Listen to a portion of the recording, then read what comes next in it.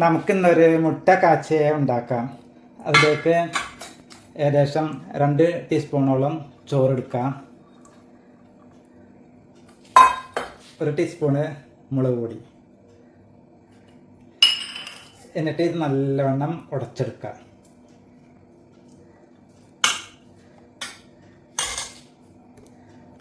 എന്നിട്ട് അതിലേക്ക് ഒരു സവാള പൊടിയായി അരിഞ്ഞത് ഇട്ടുകൊടുക്കാം. പിന്നെ ഒരു പച്ചമുളക്, ഉപ്പ്, അല്പം കറിവേപ്പില,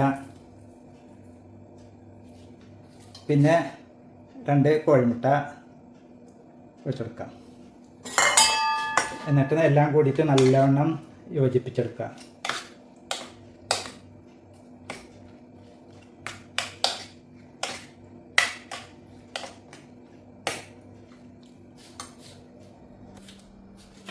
പിന്നെ ഒരു പാനിൽ എണ്ണ ചൂടാക്കി ഈ മിശ്രിതം അതിലേക്ക് ഒഴിച്ചെടുക്കാം.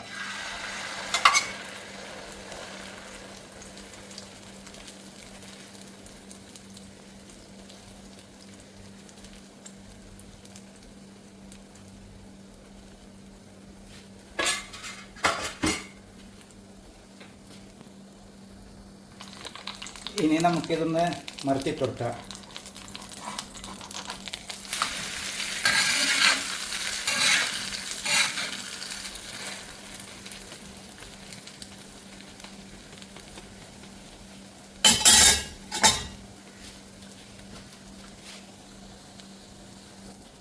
അങ്ങനെ നമ്മുടെ മുട്ട കാച്ചത് അവിടെ റെഡി ആയിട്ടുണ്ട്.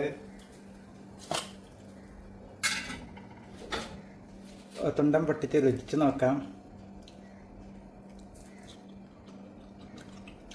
നല്ല ടേസ്റ്റാണ്. നമുക്കിത് ബ്രേക്ക്ഫാസ്റ്റ് ആയിട്ടും ഡിന്നറായിട്ടും ഉപയോഗിക്കുക. ഇത് മാത്രം മതി, വേറെ ഒന്നിൻ്റെയും ആവശ്യമില്ല. നല്ല അടിപൊളി രുചിയാണ്. ഒന്ന് ഉണ്ടാക്കി നോക്കാം കേട്ടോ.